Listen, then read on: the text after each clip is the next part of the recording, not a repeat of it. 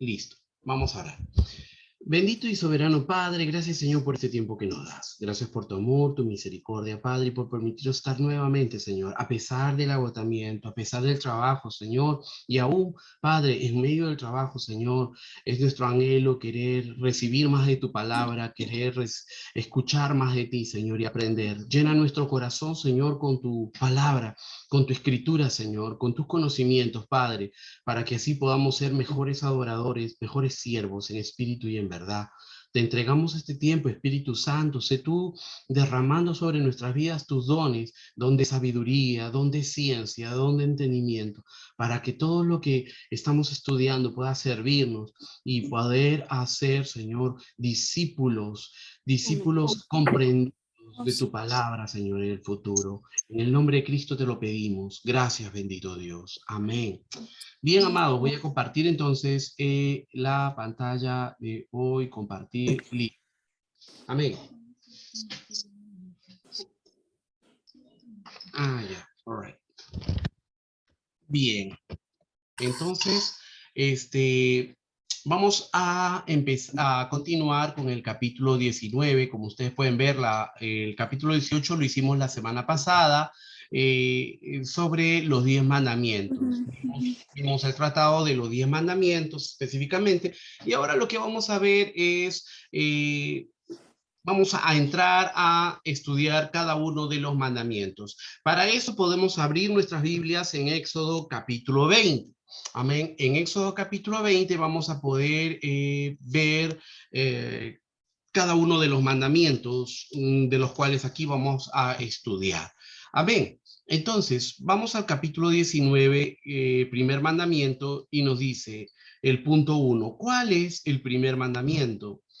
El primer mandamiento nos dice, no tendrás dioses ajenos delante de mí. Éxodo 23. Sí, efectivamente, si vemos en la Biblia, el primer mandamiento es, no tendrás dioses ajenos delante de mí. Perfecto. ¿Qué nos ordena este primer mandamiento? Punto 2. Se nos ordena ofrecer solo a Dios la suprema adoración que Él merece. Sabemos que Dios es un Dios celoso, sabemos que Dios nos ha dicho que no adoremos a nada del cielo ni a nada de la tierra, y eso lo vamos a leer posteriormente. Entonces, sabemos que uno de los atributos de Dios, así, uno de los atributos de Dios es que Dios es un Dios celoso. Cuando nosotros hablamos de que Dios es un Dios celoso, no debemos de pensar como muchas veces los hermanos brasileros lo ven, porque para ellos la palabra celoso llama a una persona que es enferma de celos. Nosotros obviamente que entendemos en español que la palabra celoso no determina que sea una persona enferma mentalmente de celos o una persona que vaya al extremo en los celos, sino entendemos cuando hablamos de que Dios es un Dios celoso, que es uno de sus atributos. ¿Y por qué Él es celoso? Como un padre a un hijo, como un padre a una hija, ¿no? Siempre tenemos el celo de protegerlos, el celo de que no se pierdan. Entonces, así somos de celosos, ¿no? En ese atributo de santidad que Dios tiene. Ahora, esto lo vemos en Mateo 4:10, donde dice al Señor, tu Dios adorarás y a Él solo servirás. Pero también lo vemos en Isaías 42:8. En Isaías 42:8 nos dice, yo Jehová, este es mi nombre, y a otro no daré mi gloria, ni mi alabanza a esculturas, ¿no? Entonces, aquí nos queda clarísimo que nosotros solo debemos de adorar al Dios invisible y a nada que sea físico o que necesitemos tocarlo. Justo hoy estudiando mi clase de teología de la maestría que estoy llevando, el profesor decía que uno de los grandes problemas en el siglo XV fue que mm, se daban exoneraciones para que las personas que estaban en pecado puedan ser exoneradas de sus pecados rezándole pues a diferentes santos. ¿Por qué se le reza a los santos? Esto es interesante lo que decía el profesor. El motivo de rezarle a los santos es porque para los católicos los santos han tenido un exceso de buenas obras. Y entonces, ¿qué significa eso? Que cuando murieron y tuvieron un exceso de buenas obras, al rezarle a los santos, dentro de la religión católica es como de estar diciéndole, como tú tenías muchas buenas obras, entonces danos un poco de esas buenas obras para nosotros estar bien con Dios, ¿no? Y así de esa manera, al rezarle a los santos que se excedieron en buenas obras, el santo nos comparte esas obras y quedamos bien con Dios, ¿no? Pero al final sabemos bien que todo eso nos lleva a la idolatría, porque estamos adorando a otros que no sea Dios. Muy bien, ¿qué nos dice el punto 3? ¿Qué se prohíbe en el primer mandamiento? A, se nos prohíbe adorar criaturas u objetos. Ayer haciendo nuestro devocional como familia, estábamos leyendo el libro de Jueces, y en el libro de Jueces hay una historia acerca de un hombre llamado Micaía. Y Micaía, que era del monte de Efraín, tenía, su mamá le hizo una estatua de talla, un ídolo de talla y un ídolo ¿cómo se le llama? De fundición. Y entonces, cuando él tuvo esos ídolos, le gustó tanto que luego él se compró efod y compró más terafines. Terafines quiere decir ídolos. Y entonces él llenó su casa de tal manera que su casa parecía un santuario, un templo, pero un templo de idolatría, siendo de la tribu de Israel, ¿no? La historia es muy curiosa porque llega a él un levita y Micaía le dice, ven a mi casa y sé mi sacerdote, sé padre de nosotros en el sentido padre espiritual. Y entonces este levita fue el sacerdote y dentro de su casa él servía. Y lo interesante era que en ese tiempo de los jueces, como no había ninguna orden, a pesar que ya los mandamientos estaban, este pueblo, el pueblo de Israel, había caído en esa misma idolatría que tenían las tribus paganas de alrededor, de tal manera que adoraban a Dios, pero dentro de la iglesia, dentro de sus adoraciones tenían terafines, que como les digo, ídolos, tenían estatuas, tenían de todo, y así adoraban a Dios. O sea, eran paganos completamente, pero adoraban a Dios. Y es por eso que Isaías, en el versículo anterior que estamos leyendo, Isaías 42:8 dice, yo Jehová, este es mi nombre, a otro no daré mi gloria ni mi alabanza a esculturas. ¿Por qué? Porque el pueblo de Israel, a pesar de haber recibido en Éxodo 20 los 10 mandamientos, posteriormente, cuando ya murió Moisés, cuando ya murió Josué y empezaron los jueces y se contagiaron, comenzaron a convivir con los amorreos, con los filisteos, con los cananeos y con los madianitas y bla, bla, bla, ellos adoptaron esa forma de adoración. Claro, adoraban a Dios, pero también se hacían estatuas. O sea, lo mismo que hoy sucede en la Iglesia Católica, ¿no? Donde adoran a Dios, pero tienen estatuas. A pesar que tienen las prohibiciones por el libro de Éxodo, donde dice pues que no te harás imágenes. Bien, sigamos. ¿Qué se prohíbe en el primer mandamiento? Se nos prohíbe adorar criaturas u objetos. Nuestro Dios está en los cielos, todo lo que quiso ha hecho. Los ídolos de ellos son plata y oro, obra de mano de hombres. Salmo 115:3-4. Ahora, hay una razón por la cual Dios prohíbe que se hagan estatuas o terafines o ídolos de él, de su imagen. ¿Ustedes saben cuál sería la razón que Dios prohíbe estas cosas? ¿Alguien se imagina? Acepto ideas.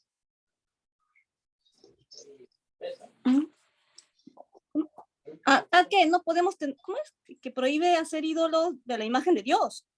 Así, ¿por qué Dios prohíbe que se hagan ídolos aún de él? nadie se ha visto a Dios. Entonces Muy estaría bien, muy bien. Nadie ha visto a Dios. Perfecto. ¿Qué más? Porque utilizas a la imagen como si fuese un amuleto, en vez de a Dios mismo, ¿no? Utilizamos la imagen porque es un amuleto. Ok. ¿Alguna otra idea? ninguna imagen santa. No son santos. Dios es, Por ahí vamos. ¿Cómo has dicho? Repítelo. bueno, ninguna imagen es santa, ¿no? No tienen santidad. Simplemente algo de madera y no tienen santidad. Simplemente Ya, son. estás que le das a la piedra. Vamos a redondear la idea.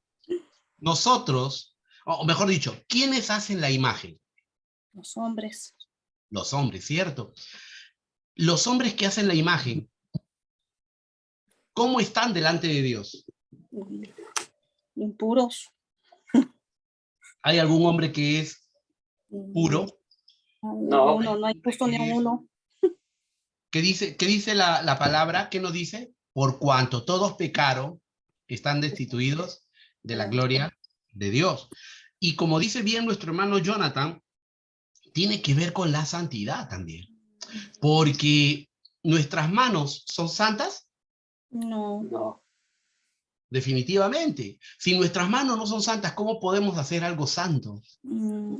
O intentar hacerlo. Finalmente, todo lo que bosquejamos con nuestras manos que no son santas, o sea, lo contrario de santo es impuro, ¿no es cierto? Finalmente va a representar a un Dios impuro, a un ídolo impuro. Y es lo que hacemos. O sea, todos los ídolos, porque nosotros mismos lo hacemos en la corrupción del pecado. Por lo tanto, nadie puede hacer un ídolo verdadero de Dios, una representación de Dios, una imagen de Dios con sus manos impuras, porque somos pecadores. O sea, no somos ni siquiera de hacer eso. ¿Se da cuenta? ¿Ok? Entonces, una de las razones por la cual Dios dice eso es porque, primero, como bien dijeron, nadie conoció a Dios. Otro, porque nosotros somos impuros y al ser impuros no podemos hacer algo puro de nosotros. O sea, no podemos. Ni siquiera nosotros mismos podemos salvarnos, si no es Dios quien nos salva, ¿no? Muy bien, sigamos. El café está delicioso. Ya. ¿Qué más nos dice? Narración bíblica. Israel adoró el becerro de oro, Éxodo 32. El pueblo rindió adoración a Baal, Primera de Reyes 18, 19, 18 al 29. Los filisteos hicieron a Dagón su dios, Jueces 16, 23, 24. Perfecto. Vamos a ver cada uno. En Éxodo 32, recordemos que Moisés va a recibir las tablas de los mandamientos, el pueblo se queda abajo, quien estaba a cargo era el sacerdote Aarón, y el pueblo comenzó a presionar a Aarón, comenzó a decirle, oye, pero ¿y si Moisés no está, 40 días se está demorando y bla, bla, bla, ¿qué vamos a hacer? Tenemos que adorar a alguien. Entonces, Aarón, ¿qué hizo? Se acordó de lo que habían hecho al momento de salir de Egipto. Y vean que aún el pueblo de Israel no entendía todo. A pesar que el pueblo de Israel había salido de Egipto y que era la mano de Dios la que lo sacó, recordamos el ángel de la muerte y de los primogénitos y todo lo demás, pero ¿sabes lo que le había quedado en la cabecita a Israel? Que gracias al becerro que fue degollado, al macho cabrío, ellos habían salido libres. O sea, no era la adoración finalmente de todo corazón a Dios, sino al macho cabrío. De tal manera que cuando le dicen a Aarón, no dioses para adorarlo y todo lo demás, a Aarón no se le ocurrió otra cosa que hacer el becerro, por el cual untaron la sangre y ninguno de los primogénitos murió y a consecuencia de eso, de la muerte de los primogénitos egipcios, el pueblo salió. O sea, ese fue, digamos, el entendimiento que tuvo el pueblo de Israel desde la cabeza que fue Aarón para hacer el becerro de oro. Ese fue el motivo por el cual hicieron un becerro y no hicieron un perro o un gato o una vaca, ¿no? Hicieron el becerro porque gracias a ese becerro, a ese macho cabrío, pues pudieron salir de Egipto, ¿no? Ahora, el pueblo rindió adoración a Baal, Primera de Reyes. Aquí estamos viendo el tiempo del rey, uno de los peores reyes de Israel, del reino de Israel, no era del reino de Judá, sino del reino de Israel. Israel ya se había dividido en dos reinos, el de Israel y el de Judá, y estamos viendo aquí el reino de Israel. El rey de Israel en ese tiempo, ¿quién era? Acab. Y Acab le encantaba con su esposa Jezabel adorar a Baal, ¿no? Ahora, Baal significa Dios en un idioma amorreo. Entonces ellos adoraban a los Baales. Esto está en Primera de Reyes 18:20. Es el tiempo de Elías. ¿Se acuerdan de Elías? El profeta Elías. El profeta Elías de Goya, los 350 sacerdotes de Baal y todo lo demás. Bien. Luego vemos otro ejemplo. Los filisteos hicieron a Dagón su dios. Jueces 16, 23, 24. ¿No?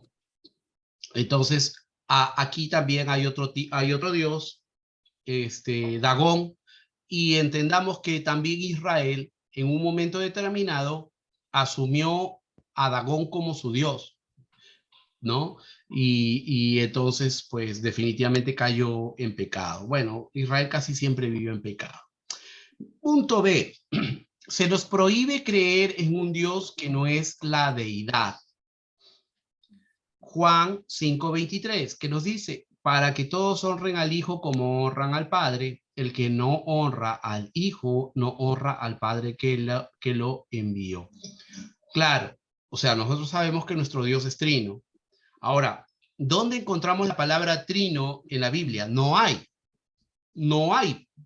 En ninguna parte, ni Jesús lo dijo, ni lo encontramos en ninguno de los apóstoles que dijo Dios es un Dios trino. Llegamos a la conclusión de que Dios es trino por el entendimiento de estudiar la palabra. Aunque hay versos bíblicos donde nosotros podemos ver al Dios trino en acción. Y uno de los mejores versos que nos muestra eso es cuando Jesucristo se bautizó, porque encontramos al Padre en el cielo, los cielos fueron abiertos, la voz del Padre que decía, este es mi Hijo amado, en quien tengo complacencia, vemos al Padre en el cielo, descendiendo del cielo en forma de paloma, ¿a quién vemos? Al Espíritu Santo, y en la tierra estaba el Hijo, que iba a ser ungido, ¿no? Con la unción del Espíritu Santo. Entonces, allí vemos a las tres personas en acción, ¿no? Y luego, el otro entendimiento es cuando Jesús le dice a los discípulos, ¿no? Bautizándolos en el nombre del Padre, del Hijo y del Espíritu Santo. Y dos cosas rescatamos ahí, que Jesús dice bautizándolos en el nombre del Padre, del Hijo y del Espíritu Santo, pero también no dice en los nombres, sino dice en el nombre, ¿no? Y eso lo podemos encontrar en Mateo. Vamos a Mateo, capítulo 28.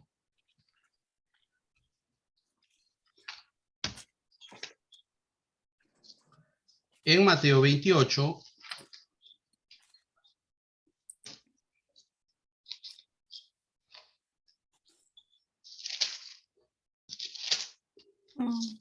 cuando Dios da la gran comisión, dice lo siguiente. Mateo 28, capítulo 28, verso 19, ¿no? Por tanto, id y haced discípulos a todas las naciones, bautizándolos en el nombre del Padre y del Hijo y del Espíritu Santo, ¿no? Entonces, aquí ustedes pueden ver que no dice bautizándolos en los nombres del Padre y del Hijo y del Espíritu Santo, sino en el nombre, o sea, es singular, ¿no? Es singular y entonces pone en el nombre del Padre y del Hijo y del Espíritu Santo. Aquí nos está enseñando, entonces, llegamos a la conclusión de la Trinidad en base al entendimiento literal de esta forma de expresión, ¿no? La forma de expresión en griego no utiliza un plural para decir bautizándolos en los nombres del Padre y del Hijo y del Espíritu Santo, sino en singular, ¿no? Y así ha sido traducido, como nosotros también lo podemos leer, bautizándolos en el nombre del Padre, del Hijo y del Espíritu Santo. Enseña singular, o sea, quiere decir que es un solo Dios, pero tres personas, una sola esencia, tres personas, y también vemos que aquí no dice en el Dios Trino, sino dice en el nombre del Padre y del Hijo y del Espíritu Santo, y por ello nosotros llegamos al entendimiento. Para eso sirve la teología, para llevarnos a ese entendimiento. Sí, Jonathan, tenías una pregunta. Sí, hablando de la Trinidad, ya que estamos, siempre ha habido discusiones en algunas iglesias con respecto a la Trinidad. Pastores trinitarios, pastores no trinitarios. Unitario. Entonces siempre hay mucha confusión y bueno, nosotros lo tenemos claro, ¿no? Porque estamos llevando el curso, pero ¿cuál es la confusión de ellos? No entiendo. Buena pregunta. Lo que pasa es que hay movimientos cristianos y esto, digamos, si nosotros nos abocamos a los primeros concilios canónicos que se realizaron en los primeros siglos para ordenar la teología básica de nuestra fe, como es el concilio de Constantinopla, el concilio de Calcedonia y el concilio de Nicea, son los tres más importantes. Al menos el concilio de Nicea y el concilio de Calcedonia, los más importantes, dados en el siglo III, 325 después de Cristo, donde se determinan estos temas. Por ejemplo, se determina cómo es la Trinidad, se determina la persona de Cristo, ¿no? Porque se decía que es verdaderamente, se dice que es verdaderamente verdadero hombre y verdadero Dios, pero siempre surgían en los primeros siglos los mismos problemas que hoy están surgiendo.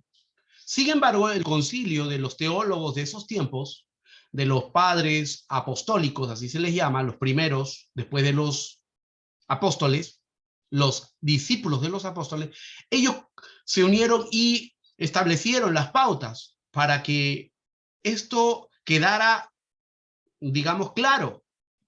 Sin embargo, hay doctrinas hoy en día de evangelistas, entre comillas, que son unicitarios, ¿no? ¿Y qué quiere decir que son unicitarios? Que no creen en la Trinidad. O sea, creen en Dios, creen en el Padre, ¿no? Pero no creen que el Padre es el Hijo y que el Hijo es el Espíritu Santo. Ahora, nosotros, ¿cómo vemos eso? Para nosotros eso no es bueno, porque eso sería un sectismo, una secta del evangelismo. Para nosotros, Dios es trino, Padre, Hijo y Espíritu Santo. Entonces, no podemos compartir con esa doctrina unicitaria, porque en el concilio de Nicea en el año 325 eso quedó clarísimo. Pero ¿por qué estos pastores aún mantienen? Porque lamentablemente desconocen el concilio en un punto o porque no lo comparten, simplemente no lo comparten. Ahora, cuando se dio el concilio de Nicea y el concilio de Calcedonia, ¿saben qué pasó? Se dividió la iglesia también, ¿no? En esos tiempos. Y, y entonces, como no aceptaban que Dios era, que Jesús es Dios y que Jesús es perfecto hombre y perfecto Dios y que la unión homeostática perdón, la unión hipostática de Jesús en sus dos naturalezas dentro de una sola persona que es Jesucristo, perfecto hombre, perfecto Dios, es una unión perfecta en el sentido de que no es divisible, no es que en un momento Jesús sea Dios y que en otro momento Jesús sea solo hombre, sino que en todo tiempo era hombre y Dios a la vez. No lo compartían algunas doctrinas de las iglesias primitivas en el año 300, más o menos, en el siglo III. ¿Y qué pasó?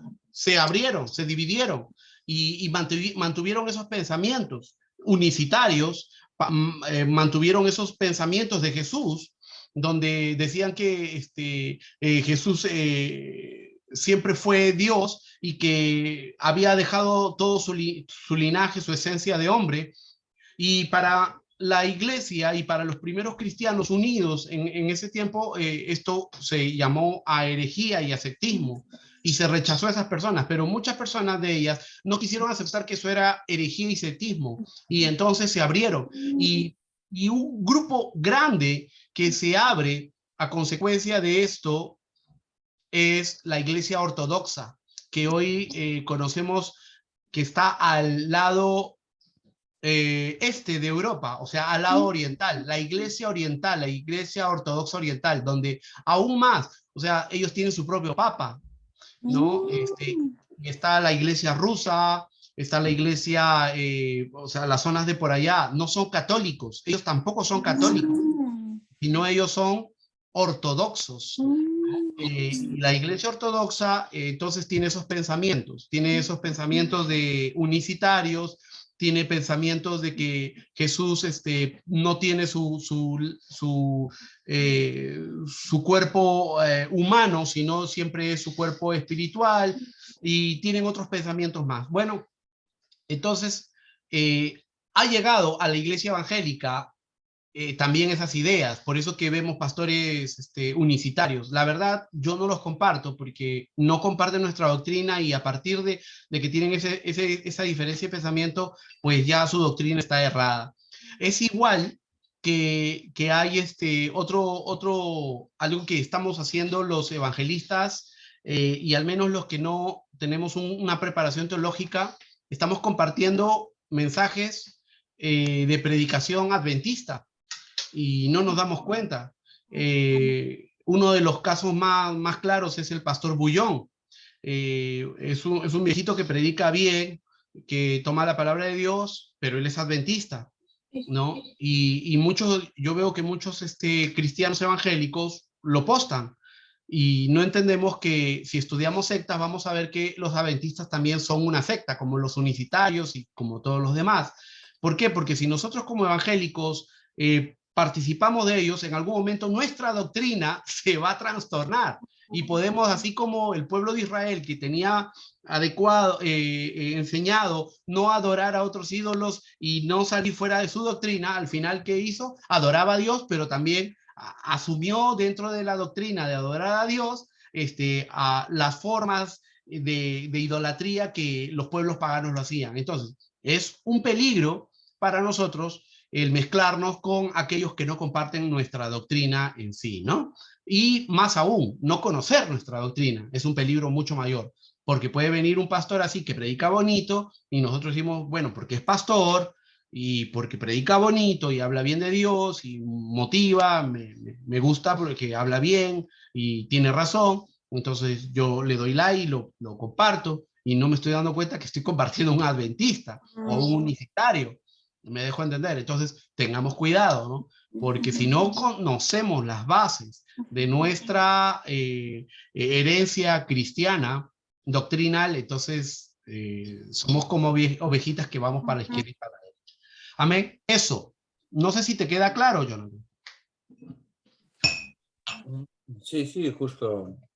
También lo que tú me dices del pastor Bullón, suena muy bonito todo, pero ya desde el punto que estoy profundizando más lo que es teología, ya soy más analítico en poder ver sus prédicas, en poder, pero también tengo confusiones, ¿no? No es tan fácil ya de convencerme, ¿no? Y ya soy un poquito más analítico, ¿no? Ya no me dejo guiar muy rápido tampoco como antes, ¿no? Amén, esa es la idea, ¿no? Por eso estamos estudiando, para conocer nuestra herencia de la ortodoxia de nuestra doctrina, y para que cuando vengan diferentes tipos de pastores a nuestros oídos y nos prediquen de Dios, entendamos sobre qué Dios están hablando, y si es el mismo Dios que nosotros creemos, ¿no? Y si esa es la misma doctrina que fue enseñada por los apóstoles. Amén, eso es. Muy bien, sigamos. Se nos prohíbe temer, amar o confiar en alguna persona o cosa más que en Dios. Es un pecado atribuir a cosas u objetos poder que solo corresponde a Dios, tal como amuletos, hechizos, creer en adivinos o consultar espiritistas. Esto es muy importante, ¿no? Justo lo que estábamos tocando la vez anterior, ¿no? Acerca de adivinos, espiritistas.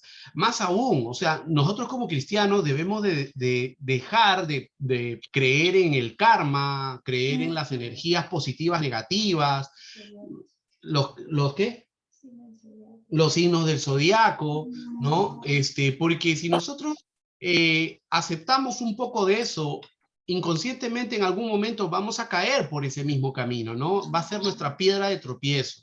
Y nosotros no podemos pensar en el aura, que tiene buenas energías, que tiene mala energía, esas cosas, porque eso es misticidad, místico. Aunque déjenme contarles que el pueblo israelita era místico y tenía muchas tradiciones místicas, y muchas de esas tradiciones místicas fue herencia de las culturas paganas que lo rodeaban y que ellos aceptaron y también le hicieron parte de su esoterismo, de su mística. Por eso que no solo en el Antiguo Testamento vamos a ver que se les exhorta a dejar eso, sino también en el Nuevo Testamento. Si nosotros vemos como en libros como en Gálatas o como en los Corintios que estamos viendo, los apóstoles animan al pueblo a dejar esas cosas, porque definitivamente creer que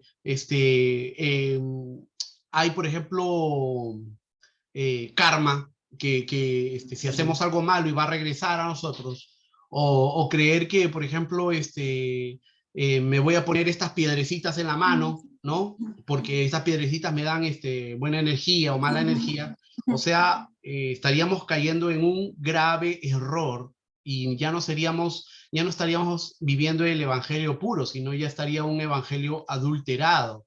Amén. Así que nosotros debemos tener cuidado con todo eso. O somos cristianos verdaderos que entendemos la palabra, o somos niños espirituales y pues como niños espirituales pues vamos a dejarnos llevar por las cosas que se escuchan, ¿no? Bien, eso, ¿no? Ahora nos dice, y no temáis, Mateo 10:28, y no temáis a los que matan el cuerpo, mas el alma no pueden matar. Temed más bien a aquel que puede destruir el alma y el cuerpo en el infierno, ¿no? Entonces aquí por eso nos prohíbe el tener cualquier tipo de amuletos o hechizos o lo que podríamos llamar ídolos, ¿no? Ahora, Mateo 10:37 más nos dice, el que ama a padre o madre más que a mí, no es digno de mí. El que ama a hijo o a hija más que a mí, no es digno de mí. Y esto ya Dios lo había dicho, Jesucristo lo había dicho también en otro verso, ¿no? Cuando dice, hermano, hermana, hijo, hija, tomará su cruz y me seguirá, ¿no? Entonces, nosotros debemos entender que nuestro primer amor siempre es Jesús y los que ya estamos más entendidos sabemos por qué. Porque si nosotros amamos primero a Dios, a través de Él podemos amar verdaderamente a nuestros seres amados. Pero mientras no amemos con todo el corazón a Dios, no vamos a poder darle un amor sincero, ese amor ágape a nuestros seres queridos y amados. Porque podemos amarlo como fileo, podemos amarlo como eros, pero si yo amo a mi esposa solamente con amor eros, cuando mi esposa se ponga viejita, ya mi amor eros va a desaparecer, ¿cierto? Por ella. Y voy a estar viendo el amor eros en otra mujer. Igual, si yo me pongo gordito, se me caen los dientes y me quedo pelado, entonces ya mi esposa ya no me va a ver a mí, porque estoy todo arrugado como una pasa, y va a comenzar a ver otro lado. Entonces, eso es amor eros, ¿no? Es un amor carnal, un amor temporal. Pero si nosotros nos amamos con el amor ágape, y la única manera de llenarnos con el amor ágape es buscando el reino de Dios y su justicia, entonces definitivamente nuestro amor, por más que nos quedemos sin ojos, sin dientes y no sé, ¿no es cierto? Nos van a seguir amando. Aunque usemos peluquín, dice mi esposa. Cierto, muy bien. Igualmente con los hijos, ¿no? O sea, no podemos amar verdaderamente a nuestros hijos solo con un amor fileo, sino tenemos que amarlo con un amor ágape, porque por un amor ágape nosotros podemos entregarnos a Él como Dios se entregó en la cruz por sus hijos, ¿no? Y eso es muy importante. ¿Qué más nos dice? Aquí hay Mateo 19, 22. A ver. No, Filipenses 3:19. Vamos a buscar Filipenses 3:19 para confirmar. Jonathan, Ay, ¿tienes el libro a tu lado? sí. Por favor, puedes rápidamente ponerte cerca de la página donde estamos, que es el primer mandamiento. A ver, un poquito. Filipenses 3:19, que nos dice, en fin, de los cuales será perdición, cuyo Dios es el vientre y cuya gloria es su vergüenza, que solo piensan en lo terrenal, ¿no? O sea, Ya. claro, en lo material, se está hablando aquí del material. También es un ídolo el adorar lo material. Narración bíblica, el hombre rico pensaba más en su vestuario costoso y en la buena alimentación que en Dios. Lucas 16:19. Eso hablamos del joven rico que amaba más sus posesiones que a Cristo. Esto lo encontramos en Mateo 19:22. Amén. Entonces, sí, Jonathan, ¿lo tienes? ¿En qué parte del libro me dijiste? Ya lo tengo aquí, pero ¿qué me El dijiste? primer mandamiento. Ya lo tengo aquí, el primer mandamiento. Ok, perfecto. Dime, ¿cómo termina el primer mandamiento? ¿Con estos mismos versículos? A ver, déjame observar.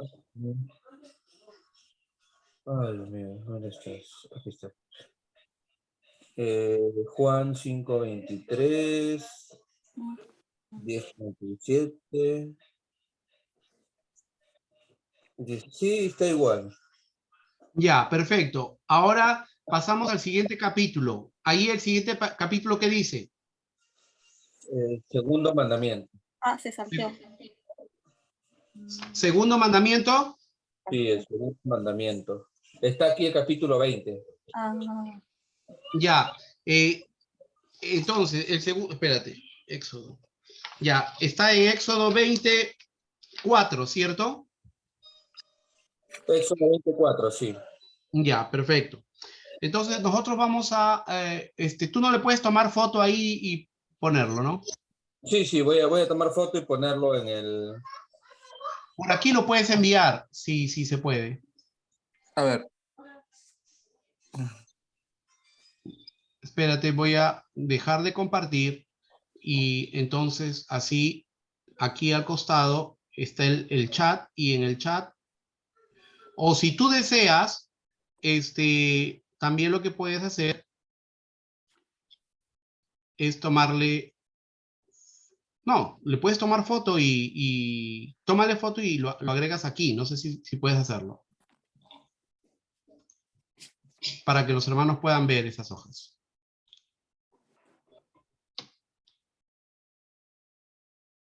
Ahí dice chat y ahí abajo lo incluirías. Tomarle foto y de tu cámara nada más lo jalas ahí. Bueno, vamos a entonces seguir estudiando Éxodo 24. Éxodo 24 sería el segundo mandamiento. ¿Qué nos dice el segundo mandamiento?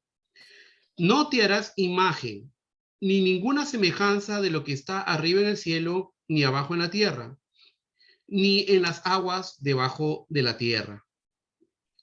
No te inclinarás a ella ni las honrarás, porque yo soy Jehová, tu Dios fuerte, celoso, que visito la maldad de los padres sobre los hijos hasta la tercera y cuarta generación de los que me aborrecen.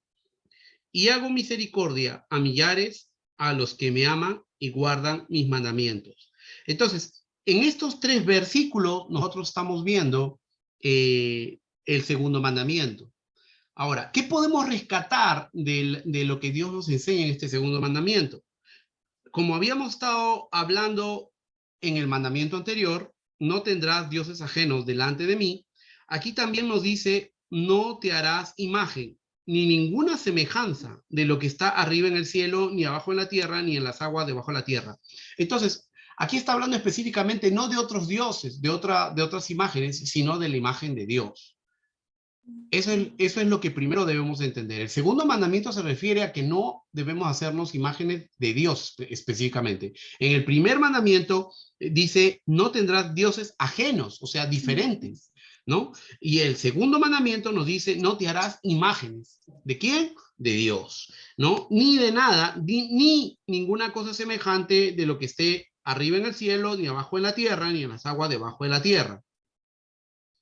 Ahora, no solo es no hacer imágenes, sino también el verso 5 nos dice, no te inclinarás a ellas, ni las honrarás, ¿no? Entonces, esto es muy interesante porque nosotros como cristianos debemos de tener cuidado. Muchas veces he visto cristianos que se compran sus, ¿cómo se llama? Cadenitas con la cruz, ¿no? Y bueno, no está mal tener un adorno, pero si nosotros vamos a tener un adorno y vamos a hacer de ella como un rosario, como hacen los católicos, a ver, dice que ya lo envió al grupo de teología, vamos a ver. Eh,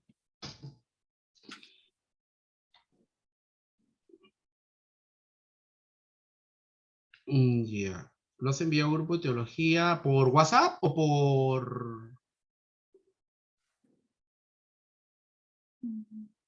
Pues no lo recibo. No lo he recibido, Johnny.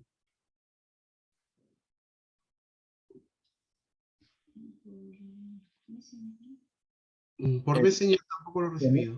No, qué raro. Ahorita lo acabo de enviar. Ya, pero mira, si estás con tu máquina, con tu iPhone o con tu celular, donde tienes el WhatsApp, perdón, el Zoom, puedes tomarle foto y una Pero vez que foto, no se puede porque ¿en dónde? En chatear, le he puesto chatear, pero no. mira, al costar el chat, en chat también puedes agregarle algún archivo del ordenador. Pero si no lo tienes, da Yobo. O sea, solo envíalo por el grupo de teología y ahí lo abrimos. Ya lo enviaste, pero no lo hemos recibido. Tal vez es muy pesado, ¿no? No, es foto es. Bueno, ya, mientras llega entonces debe estar saliendo de tu casa. Vamos a esperar. Ok, sigamos entonces hablando lo que estamos diciendo. Ahora sí, ahora sí, ahora sí. Ahora sí ya. Ahora, ya, comenzó a llegar. Sí, sí, sí, sí, sí, sí. Ya lo vi. Ya lo vi, ya lo vi. Ya.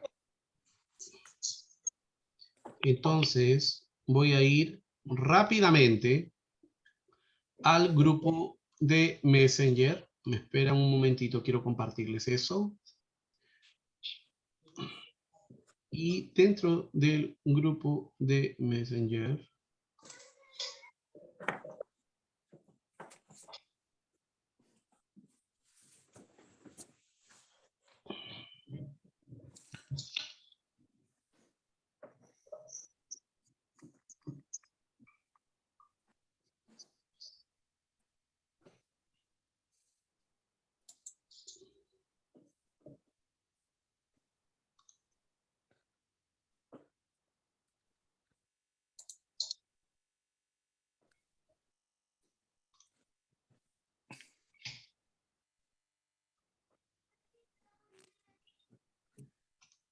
ya, como es una hojita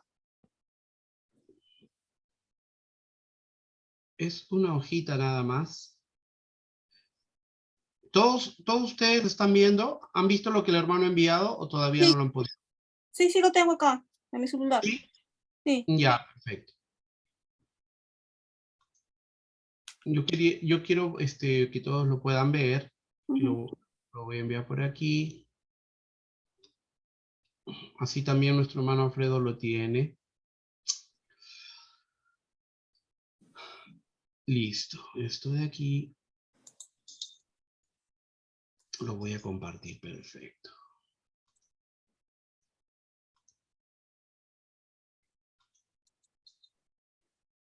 Ya. Descargas. Listo. Ahora me voy al Zoom, abro el Zoom, y le doy compartir y le doy listo, compartir. Ahora sí, ¿lo están viendo? Sí. Ya, perfecto.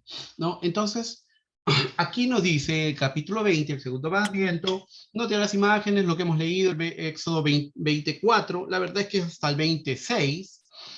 ¿Y qué nos prohíbe el segundo mandamiento? Nos prohíbe hacernos imagen semejante a lo que está en el cielo, en la tierra, o en las aguas debajo de la tierra. Se nos prohíbe postrarnos delante de algún ídolo o servirle. Como les decía, el primer mandamiento se refiere a dioses ajenos. El segundo mandamiento habla específicamente en la primera parte de hacerse imágenes de Dios. Ahora, el verso 5 nos dice, no te inclinarás a ellas, o sea, a las imágenes, ni las honrarás, porque yo soy Jehová, tu Dios, fuerte, celoso. Y acá viene la parte de las bendiciones y las maldiciones, ¿no? Que siempre cada pacto tiene. Y dice, que visito la maldad de los padres sobre los hijos hasta la tercera y cuarta generación de los que me aborrecen, ¿no? Entonces, si por ejemplo un abuelo aborrece el llamado de Dios, la siguiente generación, hasta el nieto, bisnieto, tataranieto, va a tener, digamos, esas maldiciones por haber aborrecido a Dios. Ahora, si alguno de ellos definitivamente rompe esa maldición buscando a Dios, pues se corta la maldición. Eso nos tiene que quedar también claro. Por eso dice el verso 6, y hago misericordia a millares, a los que me aman y guardan mis mandamientos, ¿no? Jonathan, ¿querías decir algo? Sí. Con respecto a los de las imágenes, los católicos dicen, ellos no adoran, sino veneran. ¿Qué diferencia hay entre adorar y venerar? Pues solo es un tema de sintaxis, ¿no? ¿Y qué es un sintaxis? Es una forma de interpretar un sinónimo de una palabra, pero adorar y venerar es lo mismo, ¿no? Cuando tú adoras, estás rindiéndote ante estás rindiendo tu ser, esa persona o cosa cuando tú lo estás adorando. Ahora, cuando tú estás venerando, también das la honra por encima de la tuya, ¿no? Es como se dice, es un sinónimo, pero para los católicos ellos fuerzan la sintaxis para no decir que es un sinónimo, sino es otra forma. Sin embargo, es lo mismo. Adorar o venerar es lo mismo. Presentar el respeto, darle la gloria a otro que no sea él mismo, ¿no? En este caso. Amén. Ahora, eh, ¿qué nos prohíbe el segundo mandamiento? Ya lo hemos leído. ¿Por qué prohíbe Dios la idolatría? Porque Él es un Dios celoso y no compartirá su gloria o alabanza con otro Dios, ¿no? Eso ya lo hemos leído en los puntos anteriores. Acá vemos en el verso 6, y hago misericordia a millares, a los que me aman y guardan mis mandamientos. O sea, si por ejemplo, como les decía, nosotros venimos de una familia que aborreció la palabra de Dios, pero no estamos aún estamos en la segunda generación y buscamos de Dios, definitivamente esa maldición se corta. Esa maldición ya no sigue para los nuestros. O sea, a partir de que nosotros nos hemos reconciliado con Dios, toda maldición se quiebra. Eso también es importante conocer. Amén. Bien, aquí termina lo que es el segundo mandamiento. El segundo mandamiento es corto porque tiene mucha relación también con el primer mandamiento, ¿no? En lo que es venerar o adorar, ¿no es cierto? A ídolos. Ahora vamos a entrar al tercer mandamiento. Dejo de compartir para volver a compartir y vuelvo a compartir, compartir. Listo. Tercer mandamiento. ¿Cuál es el tercer mandamiento? Esto lo encontramos a partir de Éxodo 27. no tomarás el nombre de Jehová tu Dios en vano, porque no dará por inocente Jehová al que tomare su nombre en vano. ¿Qué significa tomar el nombre de Dios en vano? Punto 2. Significa que el nombre de Dios o Jesucristo es usado para atribuir un hecho o declaración a Dios que no es de Dios. También es pecado utilizar su nombre divino indiscretamente. Su nombre debe ser usado con profunda reverencia. Y eso lo dice el verso 7, ¿no? Al final, porque no dará por inocente Jehová al que tomare su nombre en vano. Ahora, yo quiero explicarles aquí un detalle. Vamos a ir por partes, ¿no? Cuando nos dice, no tomarás el nombre de Jehová tu Dios en vano. Y luego lo que nos explica el verso 2. Muchas veces, como cristianos, nosotros podemos caer en el pecado de tomar el nombre de Dios en vano. Yo les conté hace mucho tiempo una historia que me contó mi profesor de Dios y la familia cuando estaba estudiando. Y él me contó esta historia, ¿no? Que se iba a la iglesia con su familia, estaba en su carro y una combi lo cerró. Cuando la combi lo cierra, la combi se arranca, como siempre en Perú, y entonces toda la avenida Brasil, esta combi lo cierra y él lo que hace fue seguir a la combi. Y entonces comenzó a pisar porque se había enervado, ¿no? Se había exaltado. Y la esposa estaba al costado, los hijos atrás, y la esposa comenzó a orar y comenzó a decirle, no, no lo sigas, no lo sigas, pero él ya estaba enojado y él decía, no, solo voy a seguirlo para decirle unas cuantas cosas, ¿no? Que no está mal, está mal lo que ha hecho, mira, nos ha puesto en peligro. Bueno, yo lo comprendo porque también viví ese tipo de cristianismo en mi vida. Entonces, cuando él comienza a ir a persecución de la combi loca, la combi en un momento para en un paradero, y él viene y cierra la combi. Y cuando cierra, se baja, y mientras ve a su esposa que está orando ahí, a sus hijos todos preocupados con una cara así asustados, él llega hacia la puerta del chofer de la combi, y el chofer de la combi como si nada, con él no era el problema, porque esa es su forma de manejar, ustedes saben, o sea. Y entonces se le acerca, el chofer de la combi lo ve que lo ha cerrado, pero no le dice nada, así solo esperando que reaccione, y él agarra y le dice, que Dios te bendiga, y se regresa a su carro, y se va, ¿no? Entonces él nos contó eso, y la forma de enseñanza de él nos decía, hermano, ustedes no deben de exaltarse, y si ustedes ven que otras personas le está haciendo daño, pues usted va y denle una bendición. Entonces él nos contó esa historia para darnos ese ejemplo. Sin embargo, quedó guardado en mi corazón algo que no compartía, que no me cuadraba, y era el que estés molesto con alguien y vayas a darle una bendición. Finalmente, estudiando la palabra, comprendí de que también eso es un pecado, el tomar el nombre de Dios en vano. ¿Por qué? Si bien es cierto, la palabra de Dios nos dice que bendigamos a nuestros enemigos, nosotros tenemos que escudriñar nuestros corazones, y si en nuestro corazón no es el momento para bendecir a nuestros enemigos, si en nuestro corazón no es el momento para declarar palabra de Dios, mejor nos quedamos callados, nos mordemos la lengua aunque sangremos, y nos arrepentimos nosotros delante de Dios. Buscamos el rostro de Dios que resplandezca sobre nosotros. Y una vez que nosotros estemos en paz, porque el rostro de Dios a través del Espíritu Santo nos dio uno de sus frutos, que es paz, entonces ahí podemos bendecir a otros con paz. Pero si nosotros no estamos en comunión con el Espíritu Santo, estamos enervados, estamos exaltados, y vamos a decirle a alguien que Dios te bendiga por decirle, toma este puñete espiritual, ¿no es cierto? Pues definitivamente no va a ser ni de bendición para ellos, y va a ser de maldición a nosotros, porque estamos tomando el nombre de Dios en vano.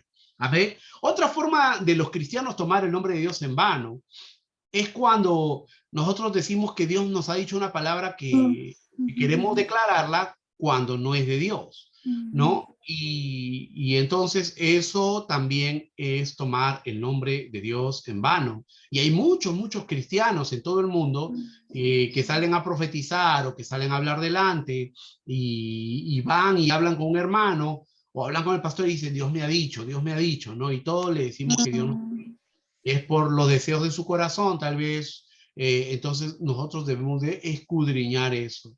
Debemos de pedirle primero al Espíritu Santo que nos dé sabiduría, porque si no vamos a tomar el nombre de Dios en vano, ¿no? Y tal vez ustedes no han vivido esto, porque ustedes recién están aprendiendo, pero yo lo he vivido.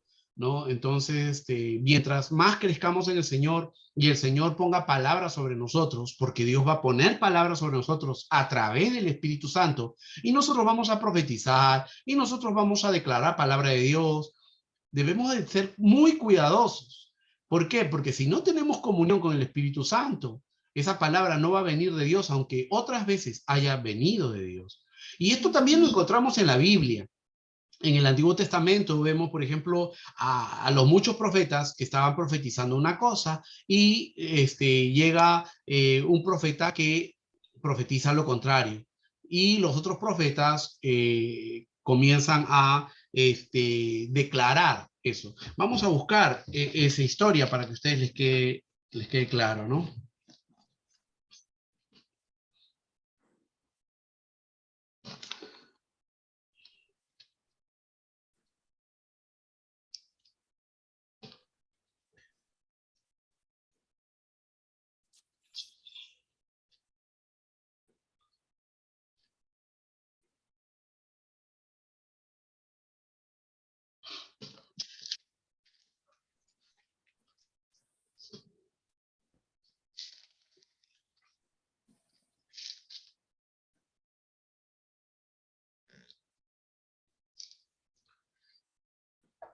Ese está en, vamos a buscar Primera de Reyes capítulo 22.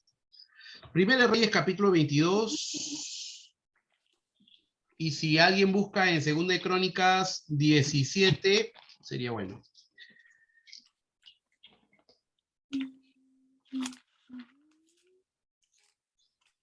Primera de Reyes 22. ¿Qué nos dice Primera de Reyes 22? Vamos a leer.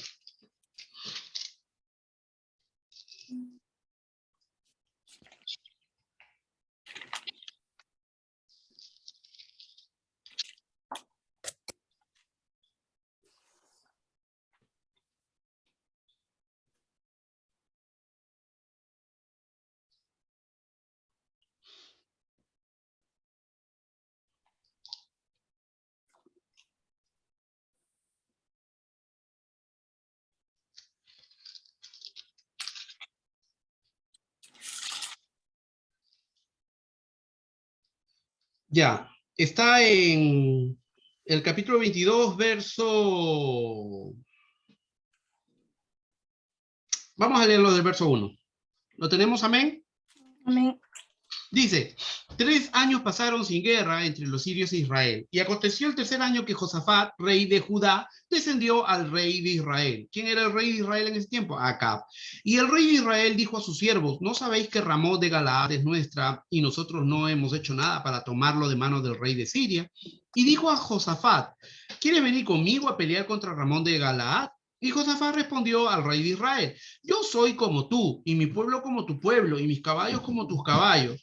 Dijo luego Josafat al rey de Israel, yo te ruego que consultes hoy la palabra de Jehová. Esto es muy interesante, porque estamos viendo la conversa de dos reyes, el rey de Israel, que era Acab, y el rey de Judá, que era Josafat. Ahora, sabemos bien que ambos reyes eran de la tribu de Israel, ¿no? Solo que estaban divididos en dos reinos, reino del norte, reino del sur. Reino del norte de Israel, reino del sur era de Judá.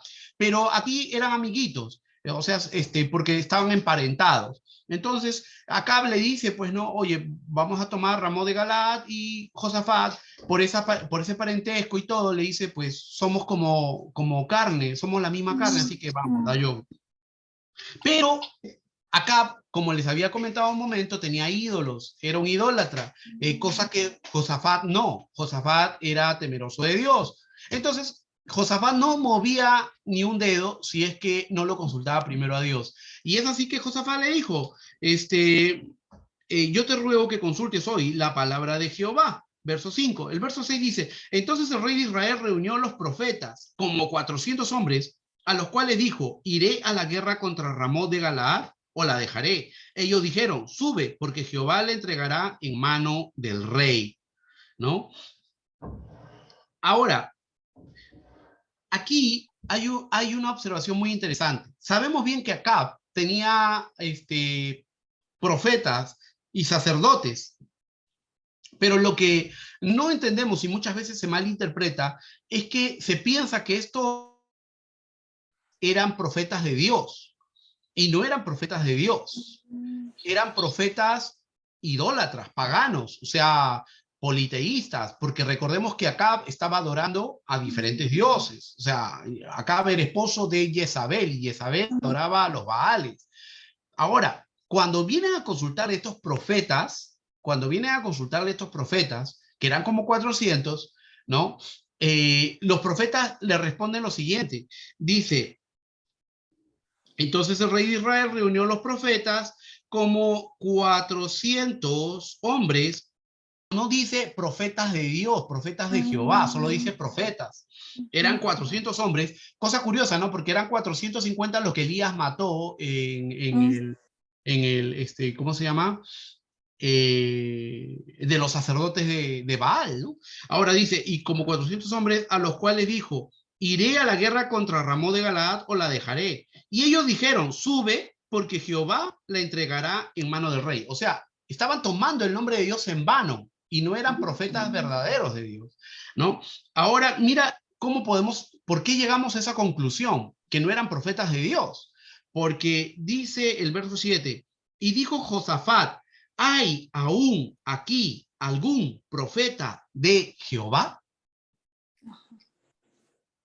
Cosa que los versos anteriores no dice, que no eran profetas pero no de Jehová. Y Josafat, que era temeroso de Dios, sabía que estos profetas podían decir cualquier cosa en el nombre de Dios en vano. Por eso él es explícito y dice, ¿hay aún aquí algún profeta de Jehová por el cual consultaremos o consultemos? El rey respondió a Josafat, aún hay varón por el cual podríamos consultar a Jehová, Micaías, hijo de Imla, mas yo le aborrezco, porque nunca me profetiza bien, sino solamente mal. Y Josafat dijo, no hable el rey así. Entonces el rey de Israel llamó a un oficial y le dijo, tráeme pronto a Micaías, hijo de Imla. Y el rey de Israel y Josafat, rey de Judá, estaban sentados, cada uno en su silla, vestidos de sus ropas reales, en la plaza junto a la entrada de la puerta de Samaria, y todos los profetas profetizaban delante de ellos. Aquí viene lo interesante, ¿no? Mire. Y Sedequías, hijo de Kená, se había hecho unos cuernos de hierro, y dijo, así ha dicho Jehová, con estos acornearás a los sirios hasta acabarlos. Estaba tomando el nombre de Dios en vano.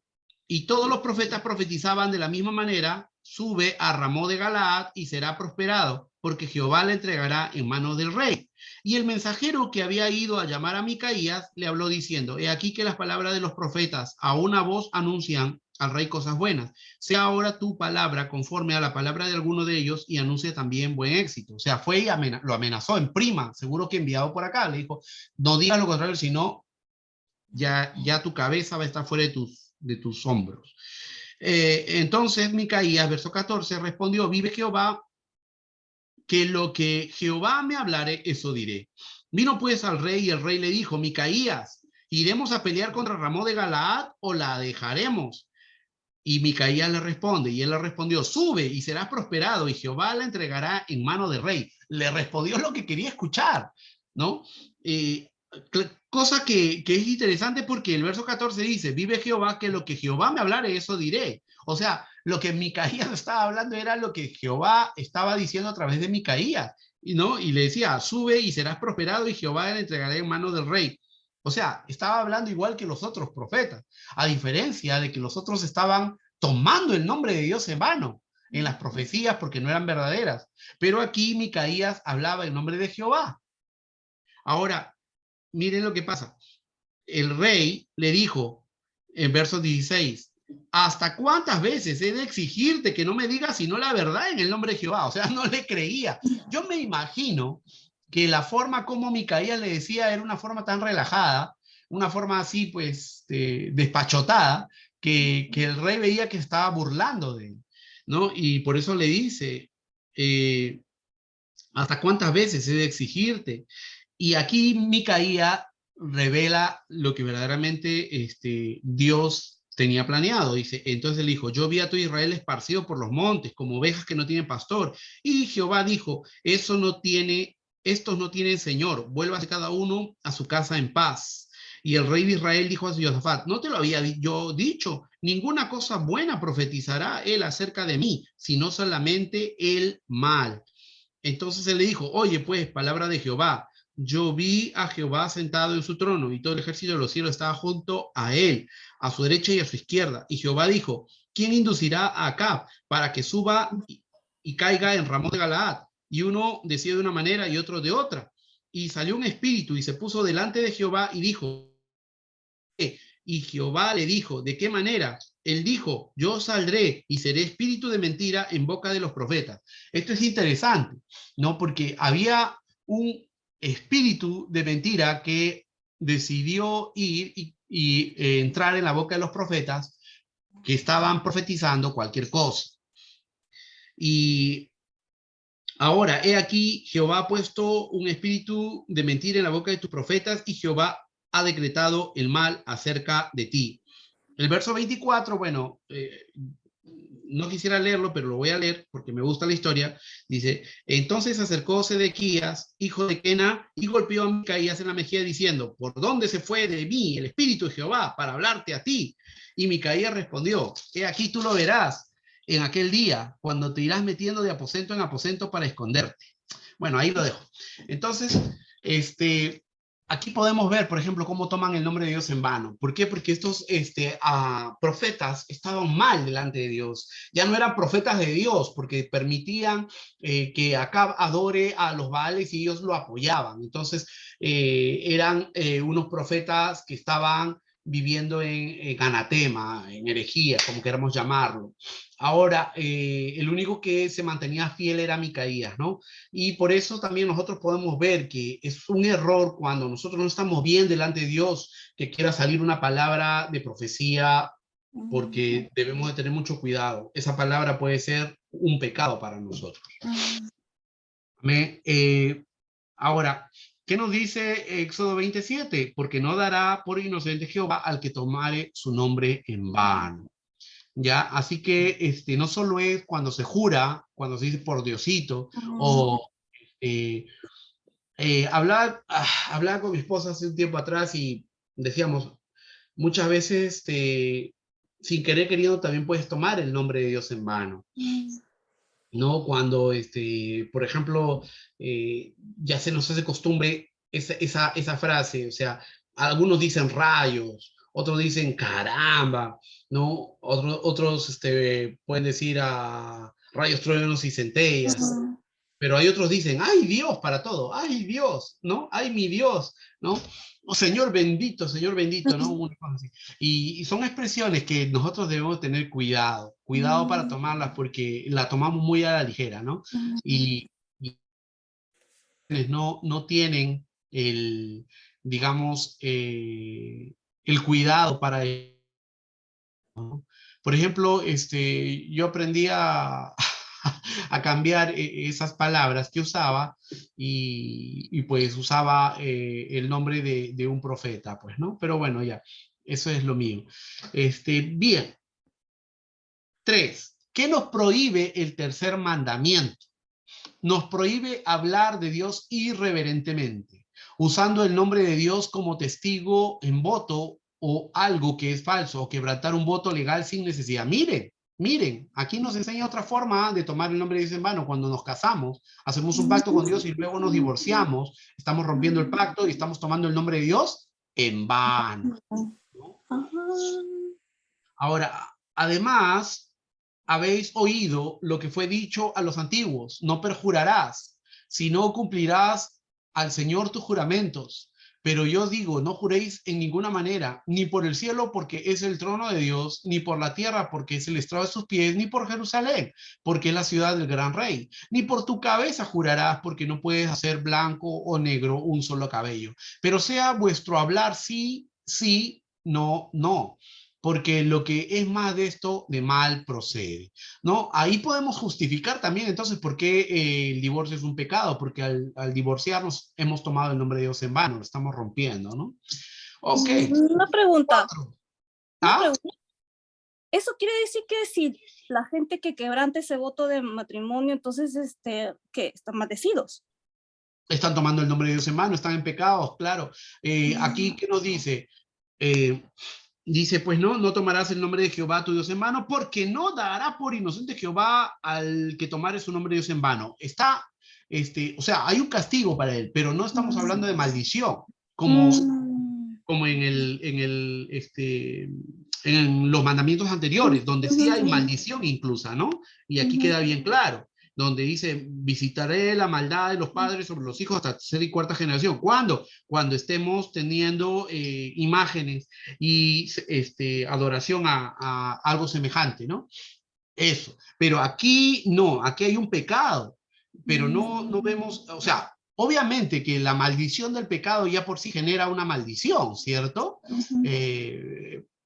Pues, y eso lo podemos ver en las personas en los matrimonios que se han divorciado, o sea, los hijos normalmente que vienen de un matrimonio divorciado, para ellos ya les es indiferente guardar la fidelidad, tener la fidelidad. Si mis padres se divorciaron, pues yo también lo puedo hacer, ¿no?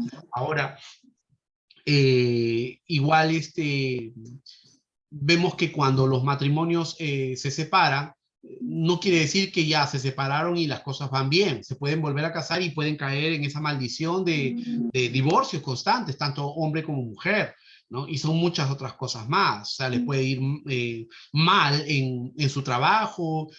Bueno, es obvio, ¿no? No hay que ser muy analítico para entender. Si yo me caso 2 veces y luego me divorcio 2 veces y le hago hijo a cada mujer, al final pues voy a tener que estar pagando aquí la pensión, pagando aquí. ¿Qué me va a quedar de dinero? Nada, voy a vivir en pobreza, voy a vivir corrido, ¿cierto? Estresado por una mala cabeza o por haber tomado el nombre de Dios en vano, como queramos decir, ¿no? ¿Qué más nos dice? ¿Cómo podemos guardar mejor el tercer mandamiento? Invoco el nombre de Dios en cada necesidad, en la oración, adoración y acción de gracias. Claro, lo más adecuado es tomar el nombre de Dios solamente para adorarle en el momento de la oración, de la adoración y agradecerle, ¿no? Acción de gracias que nosotros hacemos cuando le damos las gracias por todo lo que Él nos ha provisto. Amén. Entonces, eso en sí sería los 3 primeros mandamientos que estamos viendo. El cuarto mandamiento lo vamos a ver la siguiente sesión. Vamos a quedarnos aquí en el tercer mandamiento. Yo no sé si hasta aquí hay alguna consulta. Perfecto, ¿todo queda claro? Sí, por en cuanto. Amén. Muy bien. Entonces, amados míos, vamos a dejarlo aquí. Hemos avanzado 3 mandamientos. La próxima clase vamos a avanzar igual 3 mandamientos más. Y la última clase vamos a terminar los 4 mandamientos. ¿Ok? Restantes. Jonathan, ¿todo bien? ¿Dayobu? Imagino que has dicho sí, porque estás con el micrófono apagado. Sí, todo bien. Muy bien. Vamos entonces a orar para ser despedidos. Espero que esta clase les haya servido, hermanos. Cualquier duda, igual no se preocupen y pueden ustedes decirme. Amén. Vamos a... Una ¿sí? cosa, como yo entré a partir del capítulo 15,